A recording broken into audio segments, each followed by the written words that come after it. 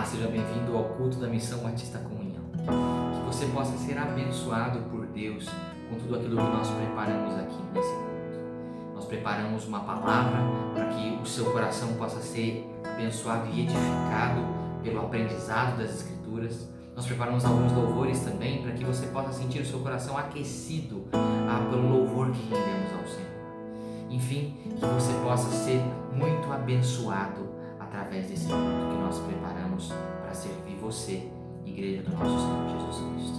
Que Deus te abençoe, tenha um bom culto.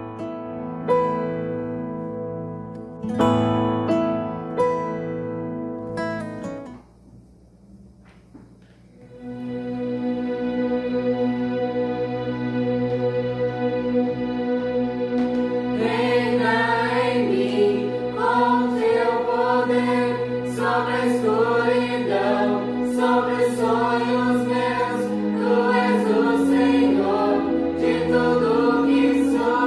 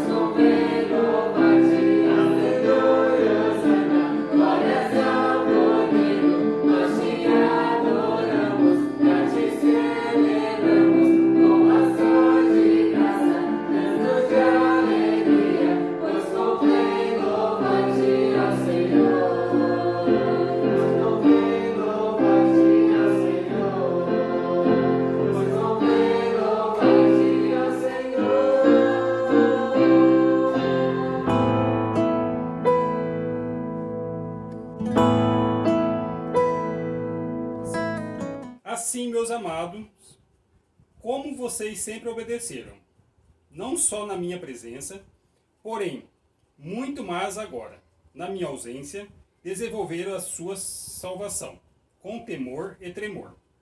Porque Deus é quem efetua em vocês tanto o querer como o realizar, segundo a sua boa vontade. Façam tudo sem murmurações, nem discussões, para que sejam irrepreensíveis e puros, filhos de Deus, inculpáveis no meio de uma geração pervertida e corrupta, na qual vocês brilham, como luzeiros no mundo, preservando a palavra da vida. Assim, no dia de Cristo, poderei me gloriar de que não corri em vão, nem me esforcei inutilmente.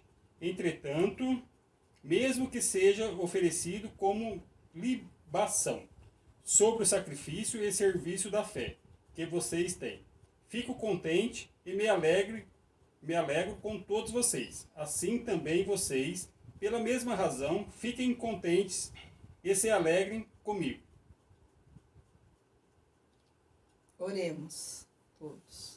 Senhor, meu Deus, meu Pai, muito obrigado, Senhor, por este momento que Tu concedeste para estarmos juntos, orando e elevando e exaltando o Seu nome. Senhor, meu Deus, meu Pai, eu te peço, Pai querido, que o Senhor nos ajude e que o Senhor fica conosco, abençoando, Senhor, a cada um de nós, nossos irmãos, Senhor, e a nossa nação.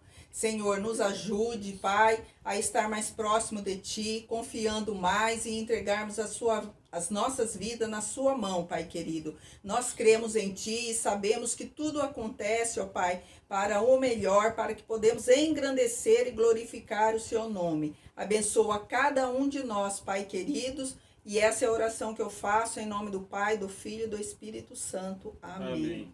Amém.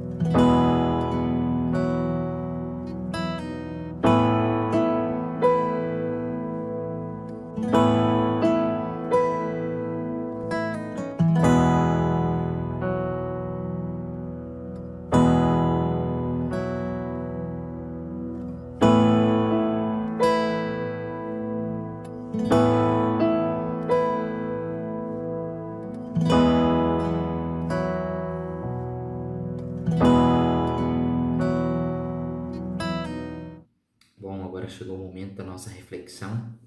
Eu quero te convidar a abrir sua Bíblia lá em 1 Pedro, capítulo 2. Vamos refletir os versos de 1 até 5. O texto de hoje é 1 Pedro 2, versos de 1 a 5. Nós vamos refletir nesse texto todo aqui, continuando falando a respeito da saúde da igreja, né? Nós vamos continuar abordando esse tema, visto a relevância disso, né? Como eu falei na semana passada, repito hoje, a saúde pública tem sido uma preocupação em geral e a saúde da igreja não fica menos afetada, né? A saúde da igreja está em risco e nós precisamos cuidar da saúde das nossas igrejas, né? Nós precisamos nos voltar à palavra de Deus e buscar a aprender dela, né? Buscar absorver, garimpar na palavra de Deus aquilo que nós podemos aprender sobre como manter a saúde de uma igreja, como manter nossa igreja saudável, mesmo em tempos de dificuldade, né? Então, eu gostaria que a gente pudesse olhar para isso de diversos pontos diferentes, né? Falarmos sobre esse mesmo assunto, né? Como manter a saúde da igreja, como que a igreja pode se permanecer firme, como que a igreja pode se manter saudável, né? Mas de pontos de vista diferentes. Semana passada nós falamos sobre como manter a saúde da igreja. Hoje eu gostaria que a gente falasse sobre do que depende a saúde de uma igreja, né? Em quais coisas ela está alicerçada, né? Eu gostaria que a gente olhasse para esse texto então de 1 Pedro, capítulo 2, os versos de 1 a 5 e fizesse essa análise para aprendermos um pouco mais sobre do que depende a saúde da nossa igreja, né? Então, 1 Pedro capítulo 2, versos de 1 a 5, eu vou ler o texto aqui na Nova Almeida Atualizada, acompanhe aí o texto que vai ser projetado. Diz assim: portanto, abandonem toda maldade, todo engano, hipocrisia e inveja, bem como todo tipo de maledicência. Como crianças recém-nascidas, desejem o genuíno leite espiritual, para que, por ele, lhes seja dado crescimento para a salvação, se é que vocês já têm a experiência de que o Senhor é bondoso. Chegando-se a ele, a pedra que vive, rejeitada assim pelos homens, mas para com Deus eleita e preciosa, também vocês, como pedras que vivem, são edificados casa espiritual, para serem sacerdócio santo, a fim de oferecerem sacrifícios espirituais agradáveis a Deus por meio de Jesus Cristo. Amém? Esse é um texto até bastante conhecido da primeira carta escrita por Pedro. Pedro escreve uma carta, escreve duas na realidade, mas essa é a primeira carta que ele escreve, destinada às igrejas, fruto da dispersão, né? Fruto daquele momento onde o povo que se reunia todo ali na região da Judéia, todo esse povo precisa se espalhar por todo o Oriente Médio ali, indo até a Ásia Menor, invadindo ali o sul da Europa. Todo o povo precisa então se espalhar, se dispersar, né? Por causa da perseguição. Então, Pedro escreve essa carta destinada a essas muitas igrejas, é uma carta que deveria ser lida a muitas igrejas, por isso as suas lições se aplicam perfeitamente também à igreja do século presente, a igreja contemporânea, né? E principalmente a essência das lições que Pedro quer nos ensinar aqui, né? Nesse trecho nós encontramos algumas lições preciosas sobre o que uma igreja deve ser, o que os membros de uma igreja precisam almejar, precisam desejar profundamente, né? E olhando para isso nós podemos voltar essas lições para a saúde da igreja, né? Pedro apresenta um ideal para a igreja, e esse ideal é sinônimo de saúde, né? A igreja que segue esse ideal do apóstolo Pedro também se torna consequentemente uma igreja saudável, uma igreja que cuida de sua saúde, né? Então a pergunta que eu queria lançar para você nessa noite é: do que depende a saúde da igreja, né? Ela depende de quê? Quais coisas a saúde da igreja se firma e se fundamenta, né? Em quais coisas ela depende? Gostaria de trazer para você 3 coisas que a saúde da igreja depende, e nós encontramos aqui nesse texto. Em primeiro lugar, a saúde da igreja ela depende do anseio por crescimento, né? A saúde da igreja depende do seu anseio por crescimento, do seu desejo por crescimento, né? E quando a gente fala sobre anseio por crescimento, desejo de crescer, pode soar à primeira vista como o desejo pelo aumento numérico, né? Falar de anseio por crescimento, sempre a gente vai associar a aumento numérico ou a aumento estrutural, crescimento estrutural de uma igreja, mas eu já queria deixar de antemão definido de que não é disso que eu estou falando, né? Eu acredito que o crescimento numérico de uma igreja, o aumento estrutural de uma igreja, são consequências da saúde de uma igreja e também consequências de diversos outros fatores mais práticos que nós encontramos dentro da própria sociedade em que a igreja está inserida, né? Então eu vejo isso como somente consequências. Eu acredito que o crescimento que a igreja precisa ansiar, né, que os membros da igreja precisam desejar, é um crescimento espiritual. É sobre esse crescimento que eu estou falando, né? A saúde de uma igreja, em meio a qualquer circunstância, ela está diretamente relacionada ao seu crescimento espiritual. Ela depende do crescimento espiritual dos seus membros, né? Veja aquilo que Pedro ensina aqui aos seus leitores, lá no verso 2. Ele diz assim: como crianças recém-nascidas, Desejem o genuíno leite espiritual, para que por ele lhes seja dado crescimento para a salvação. O verso 3 diz: se é que já tendes a experiência de que o Senhor é bondoso. Né? Aqui é interessante, Pedro está falando sobre esse anseio, né? E Pedro ele usa uma comparação aqui. Pedro ele usa a comparação daqueles que são regenerados pela palavra com uma criança recém-nascida. Ele compara os membros de uma igreja, de fato, as pessoas que são cristãs, que são regeneradas pela palavra de Deus, como ele mesmo fala lá no primeiro capítulo, no verso 23, né? Ele fala dessa regeneração por meio da palavra de Deus, né? Então Pedro ele faz essa comparação, ele compara pessoas regeneradas, ou seja, nascidas de novo, por meio da palavra, por meio do evangelho pregado. Pedro também deixa isso claro no final do verso 1, do capítulo 1, perdão. E ele compara isso, esses nascidos de novo, esses regenerados, com uma criança recém-nascida. A comparação que ele faz é que da mesma forma que um recém-nascido ele necessita de leite materno, os regenerados, aqueles que são nascidos de novo pela palavra, pelo evangelho, eles necessitam ardentemente daquilo que Pedro chama de leite espiritual genuíno, né?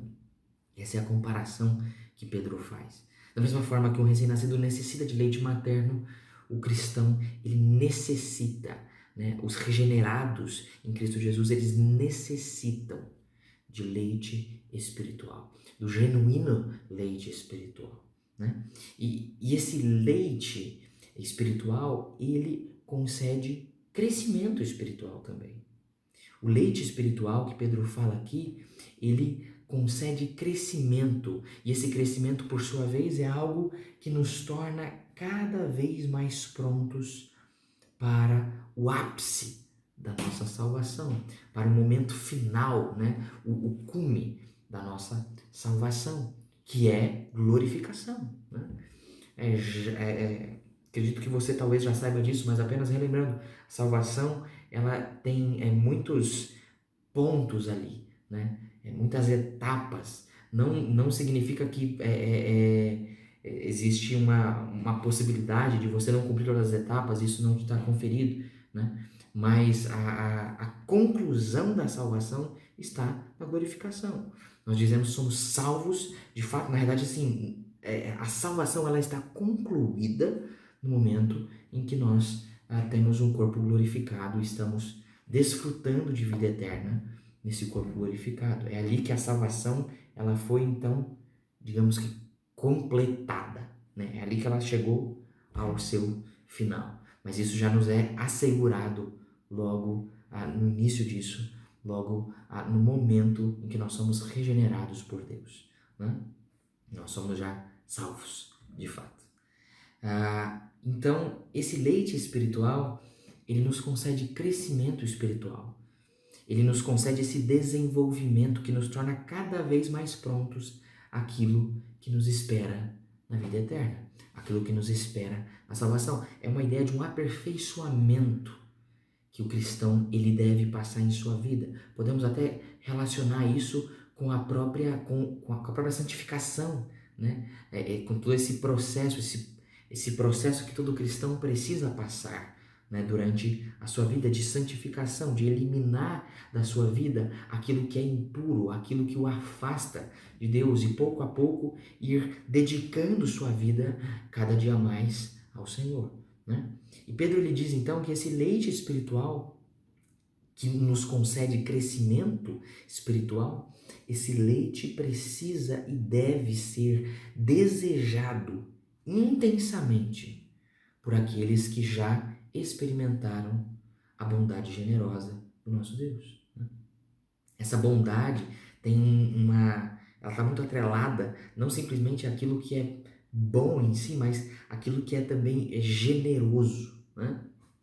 Por isso que ele fala, se é que já provastes, ou se é que já tem experiência de que o Senhor é bondoso. Ele não diz que o Senhor é bom somente, mas sim de que o Senhor é bondoso, porque existe nessa palavra usada por Pedro, existe uma ideia atrelada com a generosidade, no sentido de apontar aquilo que Deus nos oferece gratuitamente por sua generosidade, que é a vida eterna, que é a salvação. Então, aqueles que já experimentaram, aqueles que já provaram da bondade de Deus, da bondade generosa do Senhor, podendo desfrutar já nessa vida das grandes bênçãos da salvação que nós temos, né? Esses precisam desejar ardentemente o genuíno leite espiritual. Eles precisam desejar crescimento. O cristão precisa ansiar. Por que ansiar? Porque a ideia do anseio é exatamente desejo intenso. O anseio significa um desejo ardente, um desejo intenso, um desejo difícil de ser contido, né? Então, o cristão, ele precisa ter um anseio por crescimento. Ele precisa ter anseio por desenvolvimento espiritual, né? Mas como que nós podemos aqui, então, resumir aquilo que Pedro nos ensina em todos esses dois primeiros versos, esses três primeiros versos, na realidade? Nós podemos resumir dizendo que pessoas regeneradas anseiam por crescimento. Simples assim. Pedro ensina que pessoas regeneradas, elas anseiam, elas desejam intensamente por crescimento espiritual. Aquele que nasce de novo em Cristo, aquele que é feito nova criatura, ele deve ter um desejo ardente por desenvolvimento espiritual, por amadurecer espiritualmente, por crescer cada vez mais em sua vida espiritual, por desenvolver dia após dia cada vez mais intimidade com o Senhor, através de uma vida de devoção, de uma vida de oração, né? O regenerado, ele precisa, né? Ele precisa disso, ele precisa desejar ardentemente esse desenvolvimento, né? Precisa querer se fortalecer na fé, crescer na fé cada vez mais. Mas aqui entra um ponto interessante, porque talvez você pense assim, poxa, nem sempre eu tenho vontade de fazer coisas que me fortalecem na fé. Nós sabemos quais são essas coisas, né? É investir tempo com Deus, é investir tempo, é investir nossos esforços em conhecer mais a Deus, em ter mais intimidade com Deus, né? Em abrir o nosso coração, nos quebrantarmos na presença de Deus. Essas são coisas que nós podemos fazer que fortalecem nossa fé. Conhecer mais a palavra, desenvolver vida de devoção, desenvolver uma vida de leitura e oração, né? Leitura da Bíblia e a oração, conversa de fato com Deus, né? Essas são coisas que nos fortalecem na fé. Então nós às vezes pensamos, poxa, mas se nem sempre eu tenho vontade de fazer essas coisas, significa que eu não sou regenerado então? Porque um regenerado, como eu acabei de dizer, ele precisa querer essas coisas, né? Ele precisa desejar ardentemente esse leite espiritual, esse desenvolvimento e crescimento espiritual, né? Significa então que nós não somos regenerados quando nós não queremos isso? Não. Na verdade, só significa que nós somos pecadores, né? Quando nós não temos vontade de fazer aquilo que nos dá crescimento espiritual, aquilo que nos leva a ser cristãos cada vez mais maduros, com uma fé cada vez mais fortalecida, quando nós não temos vontade de fazer essas coisas, significa simplesmente que nós somos pecadores. E que existe algo em nós que naturalmente quer nos afastar do Criador. E essa coisa se chama pecado, né? Está na nossa carne, está na nossa natureza. Mas não somente isso, significa que nós também precisamos olhar para o restante do verso, né? Nós precisamos olhar para o verso anterior, que é o versículo 1. O versículo 1 diz assim: portanto, abandonem toda maldade, todo engano, hipocrisia e inveja, bem como todo tipo de maledicência, né? É isso que diz lá no versículo 1. Então, quando nós não queremos crescimento espiritual, significa que precisamos abandonar tudo aquilo que nos afasta do ideal de Deus para nós. Nós precisamos nós precisamos abandonar tudo aquilo que remete ao velho homem, ao velho ser, né? Aquilo que nós éramos antes de sermos regenerados. Nós precisamos abandonar tudo isso, nós precisamos abandonar essas coisas, evitar essas coisas ao máximo. E então nós vamos perceber em nós um desejo cada vez maior, né? um desejo cada vez mais ardente e intenso por crescimento espiritual. Essa é uma realidade apresentada também por Paulo. Fica muito semelhante àquilo que Paulo apresenta lá em Gálatas, no capítulo 5, quando ele fala a respeito do fruto do Espírito e a obra da carne. Né? O Espírito e a carne, eles querem coisas diferentes. Paulo fala sobre isso em Gálatas 5, dos versos 16 em diante. A carne e o Espírito, elas querem coisas opostas, né? Estão constantemente brigando, de modo que a gente não consegue sair do lugar, se não se posicionar, se não decidir a reprimir de fato, né, aquilo que atende o desejo carnal. Nós precisamos de fato negar isso, deixar isso de lado e então viver de acordo com o Espírito, né? Viver na direção do Espírito Santo de Deus. Isso é vida de santidade, né? E Pedro fala sobre essa mesma contraposição. É preciso abandonar a maldade, todo o engano, hipocrisia, inveja, maledicência. É preciso abandonar todas essas coisas e então desejar ardentemente por crescimento espiritual. Porque quanto mais nós crescemos espiritualmente, quanto mais nós nos desenvolvemos, mais fortes nós ficamos para negar todas essas coisas, né? Essa é a ideia. E por isso que a saúde da igreja depende diretamente do nosso anseio por crescimento espiritual. A saúde da nossa igreja depende diretamente do seu anseio por crescimento. Pela forma como você deseja se desenvolver espiritualmente, como você deseja crescer espiritualmente. Se você é uma pessoa que não se importa com o crescimento espiritual, se você acredita que é tudo bem eu ficar na minha falta de profundidade, na minha falta de conhecimento do próprio Deus, na minha falta de vida devocional, se está tudo bem com isso, então você colabora para uma igreja doente. Você está colaborando para uma igreja que não é saudável. Nós precisamos ansiar, nós precisamos ter um anseio, um desejo por crescimento. Pessoas que desejam esse crescimento espiritual compõem uma igreja saudável. Porque é uma igreja que está constantemente se desenvolvendo espiritualmente, está constantemente crescendo espiritualmente, está constantemente fazendo aquilo que Pedro ensina, abandonando, negando toda a maldade que habita em nosso próprio corpo. E então, desejando ardentemente, como crianças recém-nascidas, o genuíno leite espiritual, porque por meio dele nos é dado o crescimento. Por meio dele nos é dado o crescimento para a salvação. Por meio disso nos é dado o crescimento espiritual.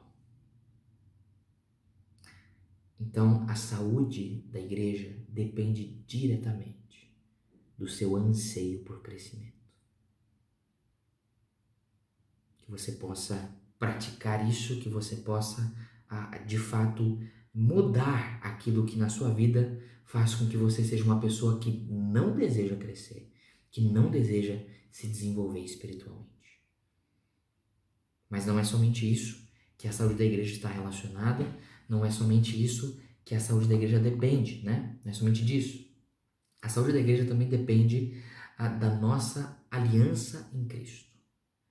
A saúde da igreja está diretamente relacionada à nossa aliança em Cristo. Esse é o nosso segundo ponto, né? A aliança é comumente usada como um símbolo de união, né? É aquilo que nós usamos, por exemplo, isso aqui, quando nós nos casamos, para simbolizar a união do matrimônio, né? A aliança se torna então esse símbolo, né? A palavra aliança, na realidade, ela está mais relacionada a um pacto, né? A um tratado entre duas partes. Só que dentro dessa esfera e do casamento e de outras associações, a palavra aliança ela é usada para denotar ou simbolizar a união, né? E é justamente dessa forma que eu gostaria de usá-la para mostrar conexão, ligação, união, né? A saúde da igreja, ela depende diretamente da nossa união com Cristo e em Cristo também, né? Da nossa aliança em Cristo Jesus, né? Veja aquilo que Pedro ensina no verso 4 e na primeira metade do versículo 5 diz assim: chegando-se a ele, a pedra que vive, rejeitada assim pelos homens, mas para com Deus eleita e preciosa. Também vocês, como pedras que vivem, são edificados casa espiritual. Eu corto aqui porque somente nesse trecho aqui nós temos uma lição muito importante, né? Aqui nesse momento Pedro ele faz uma outra comparação nos versículos 2 e 3, ele fez a comparação das pessoas regeneradas com uma criança recém-nascida, né? Aqui Pedro ele faz a comparação da igreja com uma outra estrutura, a fim de ensinar de maneira prática como a igreja deve ser, como a igreja deve funcionar, né? A semelhança daquilo que Paulo faz em 1 Coríntios 12, ao comparar a igreja como um corpo, né? Que é uma forma muito comum de nós nos referirmos à igreja, chamando ela de corpo de Cristo, não é mesmo? Aqui então, Pedro, ele compara a igreja a um edifício, né? Ou como ele mesmo usa aqui, uma palavra bem simples, é uma casa, né? Pedro compara a igreja a uma casa, mas não uma casa qualquer, e sim uma casa espiritual, que é construída por pedras vivas, né? E fundamentada pela pedra viva a primordial e principal, ou como ele mesmo fala no restante da sua carta, a pedra angular, né? Que é Cristo Jesus. Essa é a casa que Pedro usa para comparar a igreja. A igreja ela é como se fosse uma casa composta de pedras que são vivas e que está fundamentada na maior pedra viva, na pedra angular, na pedra fundamental, que é Cristo Jesus, né? Nesse trecho aqui, existe essa ideia da nossa ligação com Cristo. Quando ele diz lá no início, chegando-se a ele, né? É a primeira palavra do versículo 4, chegando-se a ele. E aí ele apresenta, ele é a pedra viva, é Jesus Cristo, a pedra que foi rejeitada pelos homens, mas por Deus já havia sido escolhida e preciosa, né? Já havia sido determinada que era a pedra eleita e que era uma pedra preciosíssima que os homens haviam rejeitado, né? Então, chegando-se a essa pedra, nós somos feitos pedras vivas. Essa é a ideia, de que quando nós nos achegamos à pedra viva que é Cristo, nós nos tornamos pedras vivas também. Nós somos vivificados pela vida que há em Cristo, né? Que significa que quando nós individualmente temos uma experiência que nos conecta com Cristo, a experiência da conversão, a experiência de conhecer o Evangelho e crer que o Evangelho ele é verdadeiro e aceitar a Cristo como Senhor e Salvador das nossas vidas. Quando nós fazemos isso, essa é uma experiência que nos conecta com Cristo, nós temos uma transformação, uma mudança completa no nosso estado mais primário. Entendendo um pouco nessa metáfora, nessa comparação que Pedro utiliza aqui, é como se antes nós fôssemos pedras comuns que não fazem nada. Estão lá paradonas, não saem do lugar e pronto, né? Mas em Cristo nós somos pedras vivas, entende? O nosso estado muda. De mortos nós passamos a vivos, entende? Cristo ele nos passa essa vida. Ele nele mesmo, quando nós somos conectados a Ele, quando nós experimentamos essa aliança com Cristo, nós somos vivificados. E nós nos tornamos também pedras que vivem, né? Essa é a nossa aliança com Cristo. Mas Pedro não fala somente disso.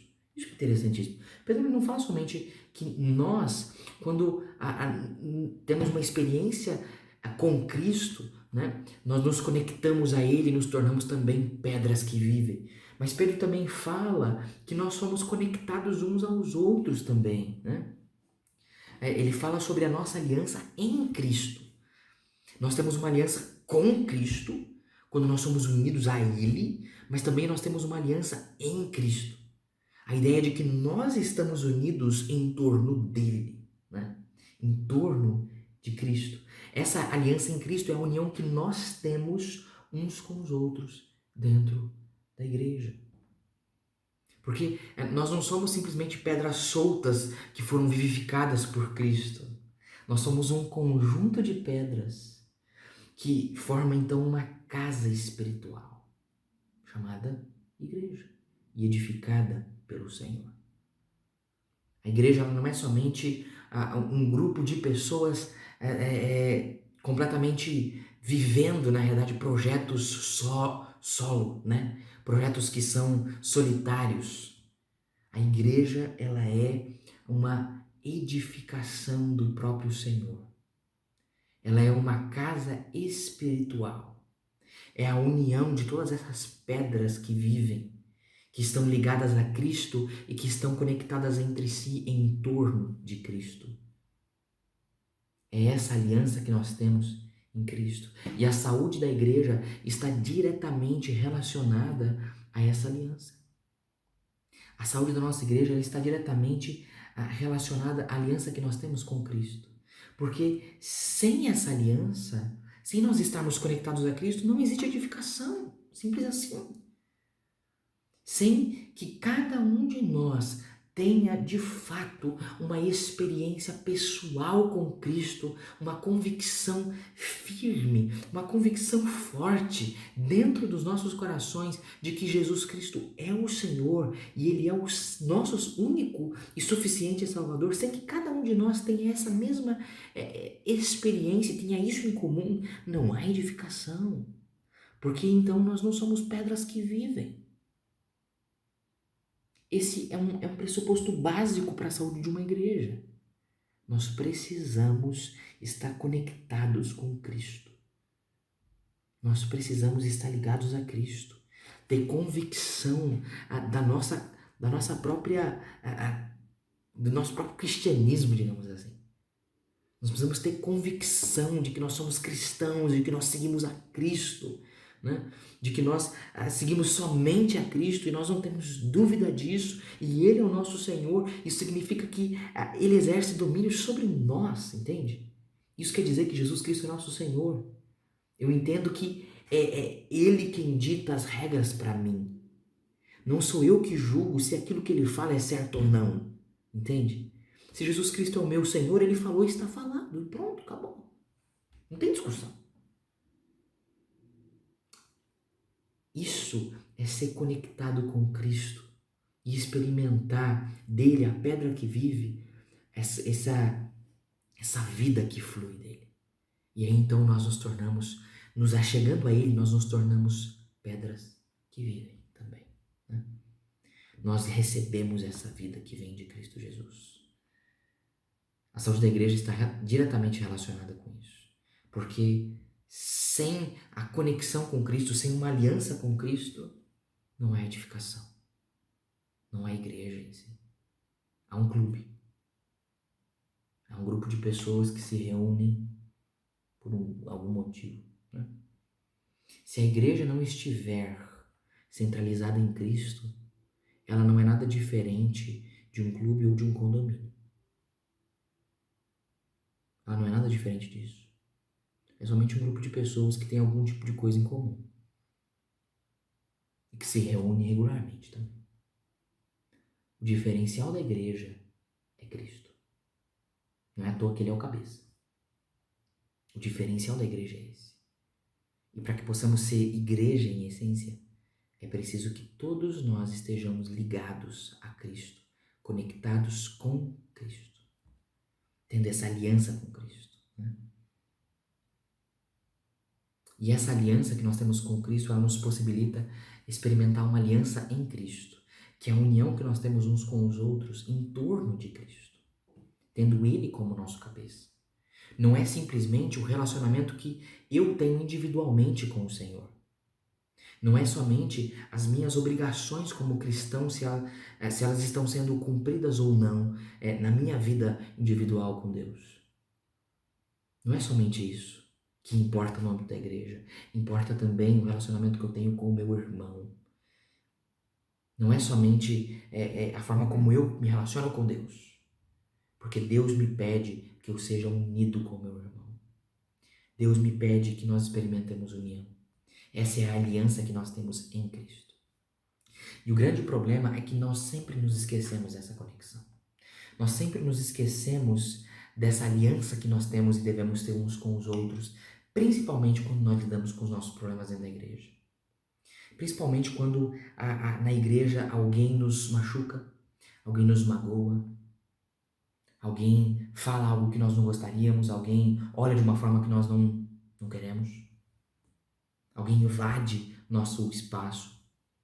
Quando as pessoas fazem isso dentro da igreja, nós nos magoamos e nós nos esquecemos dessa união.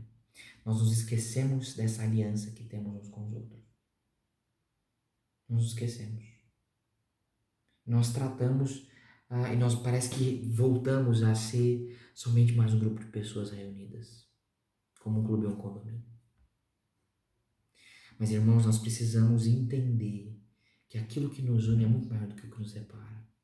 Se o que nos une é Cristo, se o vínculo que nós temos é Cristo, se aquele que está no centro da igreja é o Senhor Jesus Cristo, então não é assim que nós resolvemos nossos problemas. Nós resolvemos nossos problemas centralizados em Cristo, centralizados naquilo que Cristo nos ensina, naquilo que está na palavra de Deus. E simplesmente entendendo que nós somos um corpo, que nós somos uma aliança, nós já não devemos lidar com os problemas dessa forma. Nós devemos lidar com o problema como um corpo, como uma grande família, então, como uma aliança. Que nós possamos nunca nos esquecer que nós temos uma aliança em Cristo. Nós estamos unidos e comprometidos uns com os outros por causa de Cristo. Nós estamos comprometidos com Cristo. E a saúde da nossa igreja depende diretamente disso. Diretamente disso. Da aliança que temos em Cristo. Por fim, a saúde da igreja depende da assimilação das responsabilidades. Né? Assimilação é essa ideia de compreender as nossas responsabilidades. A saúde da nossa igreja depende diretamente disso. Né? Quando nós falamos aqui anteriormente que em Cristo nós somos feitos pedras vivas e edificados como uma casa espiritual, existe uma pergunta que nós devemos nos fazer quando nos deparamos com isso. Né? E a pergunta é: qual é a finalidade dessa casa? Se em Cristo nós somos feitos uma casa espiritual, um edifício edificado pelo Senhor, qual é a finalidade disso? Né? Qual é o propósito disso? Né? A finalidade ou o propósito dessas coisas, de sermos uma casa espiritual, está nas responsabilidades que nos são dadas. Está em cumprir as nossas incumbências, digamos assim. Cumprir as responsabilidades que o Senhor nos deixou, que o Senhor colocou sobre nós, né? Para que fizéssemos. E então, quais são essas responsabilidades? Quais são as responsabilidades que nós temos como casa espiritual edificada pelo Senhor Jesus? Né? Vejamos aquilo que Pedro diz no final do versículo 5. Ele diz assim: para serem sacerdócio santo, a fim de oferecerem sacrifícios espirituais agradáveis a Deus por meio de Jesus Cristo. Né? O propósito dessa casa espiritual que nós somos edificados em Cristo é ser um sacerdócio santo. Né? Isso remete muito à ideia daqueles que ofereciam sacrifícios lá no Antigo Testamento, né? Eram os sacerdotes. Né? O sacerdócio é esse grupo de sacerdotes, então, né? Que faziam esses sacrifícios pelo povo. Pedro, ele fala sobre isso, ele fala sacerdócio santo justamente para colaborar com a outra comparação que ele faz aqui ao falar sobre a finalidade da igreja, né? Porque a finalidade da igreja é ser esse sacerdócio a fim de oferecer sacrifícios espirituais agradáveis a Deus por meio de Cristo Jesus. Esse é o grande propósito, oferecer sacrifícios espirituais, né? Nós podemos entender esse sacrifício espiritual fazendo uma mesma correlação com que Paulo utiliza essa mesma linguagem lá em Romanos, né? Capítulo 12. A ideia que Paulo utiliza é de que nós devemos oferecer os nossos corpos como sacrifício santo e agradável a Deus, né? A ideia de Pedro aqui não fica distante disso. O oferecimento de sacrifícios, ou melhor, a oferta de sacrifícios espirituais agradáveis a Deus se dá no nosso autossacrifício. Se dá no fato de que nós devemos entregar nossa própria vida e dedicar a nossa própria vida ao Senhor, né? Essa é a nossa maior responsabilidade. Em todo o processo que nós vemos que se dá a nossa salvação, existem muitas coisas no início em que nós não temos uma responsabilidade de fato. Nós temos respostas que nós damos, mas não existe uma responsabilidade muito pesada sobre nós, né? Nós somos presenteados com tudo isso. Mas na vida cristã existem sim responsabilidades. Na vida cristã existem responsabilidades e elas não são tão simples assim. Nossa responsabilidade é como casa espiritual, como edifício construído pelo Senhor, nós temos que oferecer sacrifícios espirituais agradáveis a Deus por meio de Jesus Cristo, entende? Por meio de Cristo Jesus, nós nos oferecemos como sacrifício ao Senhor. E esse se oferecer como sacrifício é abdicar a própria vida. É abdicar esses desejos que nós temos durante nossa vida. Como o próprio Pedro fala aqui no verso 1, abandonar as maldades, abandonar a hipocrisia, a inveja, tudo aquilo que é mal, tudo aquilo que provém do pecado precisa ser abandonado, né? Isso já é oferecer a nós mesmos. Mas essa auto-oferta, ela vai percorrer todas as áreas da nossa vida. Não é simplesmente você oferecer um dia da sua semana. Não é simplesmente você assumir uma postura aos domingos, por exemplo, e então dizer que isso já é um sacrifício. O sacrifício ele precisa ser completo. É oferecer a nós mesmos em totalidade, né? Isso significa abrir mão de muitas outras coisas. Abrir mão dos nossos desejos, abrir mão daquilo que nós mais consideramos às vezes como valores importantes que temos. E abrir mão, eu não digo que você deva simplesmente jogar isso tudo para o alto, mas abrir mão no sentido de colocar Cristo como prioridade. Colocar Cristo à frente de tudo isso. Esse é o sacrifício que nós fazemos, que é agradável a Deus, por meio do Senhor Jesus Cristo. É quando nós nos oferecemos a Deus, é quando nós nos colocamos à disposição de Deus, é quando nós nos colocamos a serviço de Deus. Colocamos nossa vida à disposição, dizemos: Deus, faça a tua vontade, não a minha. Que seja feito aquilo que o Senhor quer. Deus vai fazer o que Ele quer, você sabe disso. Só que a questão é nós nos oferecermos a Ele. É nós rendermos nossa vida em louvor, em gratidão, em sacrifício a Deus. Essa é a nossa responsabilidade. E o que nós precisamos fazer é assimilar isso. Nós precisamos compreender quais são as nossas responsabilidades como igreja. Se nós não cumprimos com as nossas responsabilidades, se nós não fazemos a nossa parte, é impossível que a igreja se mantenha saudável. É impossível que a igreja possa se manter como uma estrutura composta por um organismo que é vivo e uma organização. É impossível que ela se mantenha se cada um não assimilar as suas responsabilidades. Se cada um não entender quais são as minhas tarefas. Quais são as coisas que eu posso fazer que vão colaborar com o corpo? Ou o que eu posso fazer com a minha vida para que ela seja um sacrifício agradável a Deus? O que eu posso fazer? Como eu posso me oferecer como sacrifício agradável a Deus? Essa é uma pergunta que nós devemos nos fazer. Nós também devemos nos perguntar em que áreas da minha vida eu tenho talvez me privado de ser um sacrifício agradável a Deus. Será que existem algumas áreas da minha vida onde eu digo, Deus, aqui é melhor não mexer não? Será que existem algumas coisas assim?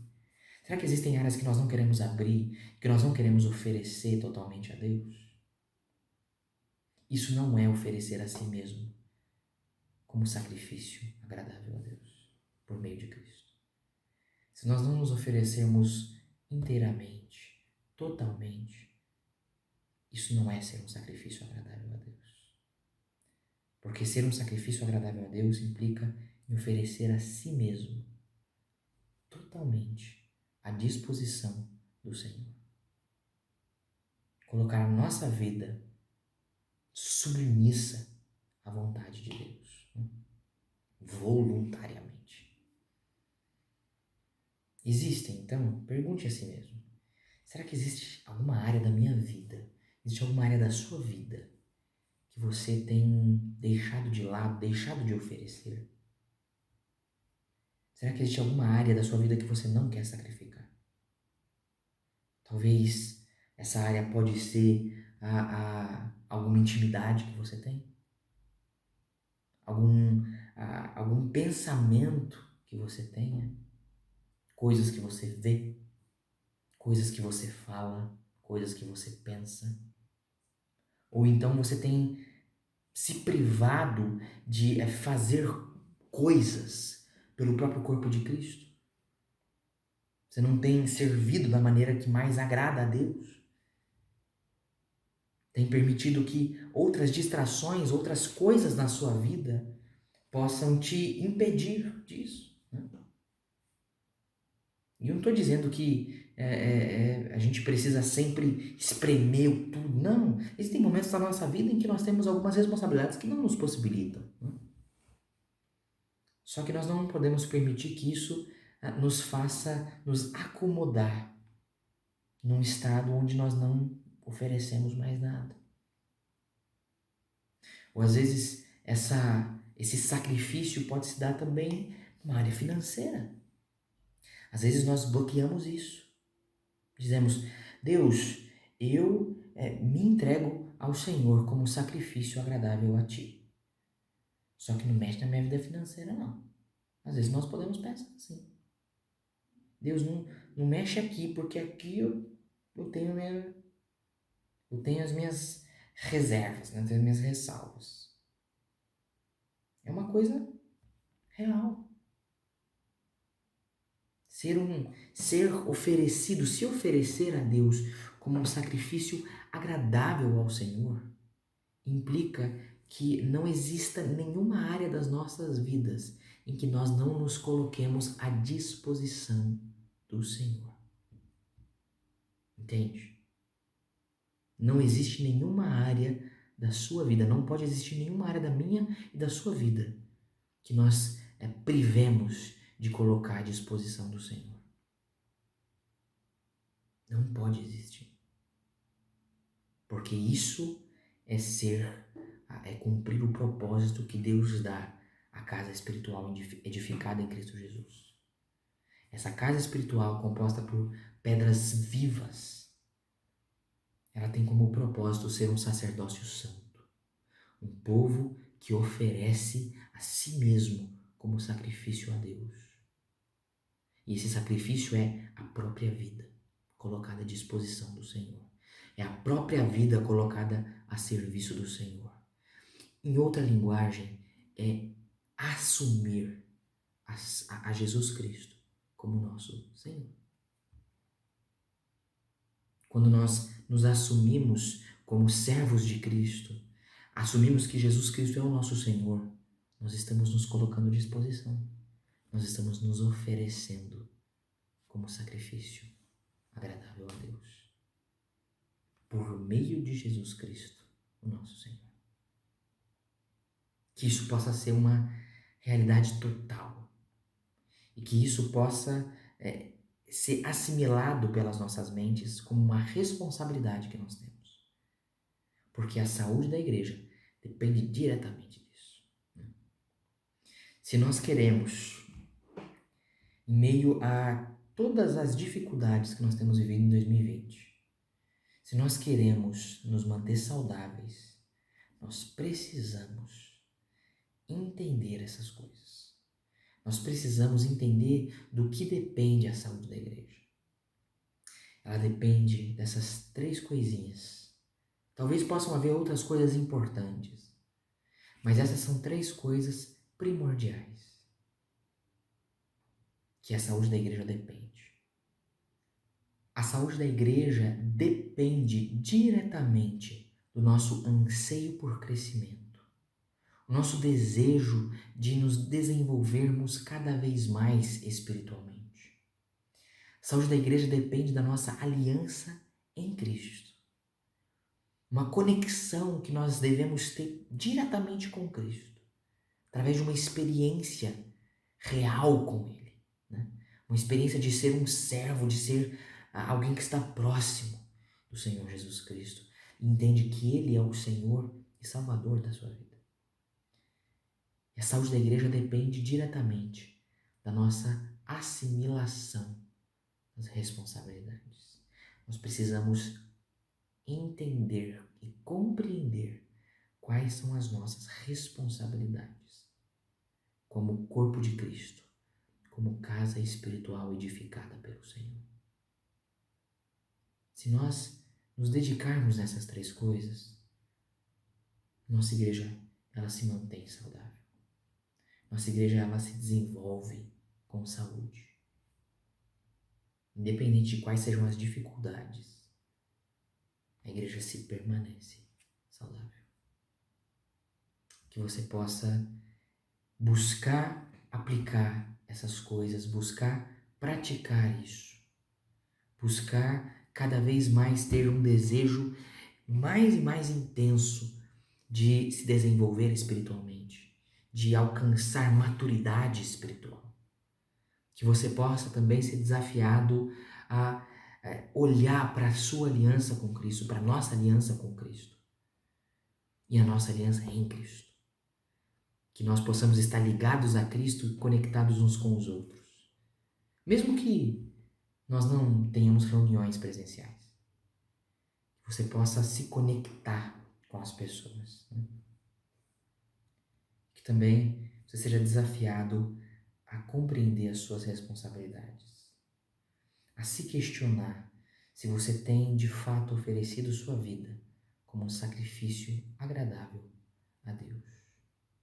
Pois esse é o propósito da casa espiritual, edificada composta por pedras vivas, que são edificadas pelo Senhor. Que Deus te abençoe. Vamos orar nesse momento. Senhor nosso Deus, nosso Pai, nós te agradecemos, ó Pai, te louvamos pela Tua palavra, te louvamos porque o Senhor nos possibilita olharmos para a Tua palavra e sermos completamente abençoados, ó Deus, termos todo esse vislumbre, ó Pai, daquilo que é o Teu ensinamento sagrado, Deus. Eu venho pedir, ó Pai, que o Senhor nos ajude a mantermos nossa igreja saudável, a mantermos as igrejas do nosso país, as igrejas que existem mundo afora, que estão em volta, que estão reunidas em torno de Cristo, que o Senhor ajude essas igrejas a se manterem saudáveis em um período onde a saúde pública está ameaçada, Pai. Eu venho pedir que o Senhor ajude a igreja, ajude nossa igreja, que o Senhor possa estar falando aos nossos corações, falando ao coração de cada membro, ó Pai, falando a cada coração, ó Deus, que nos ouve nesse momento.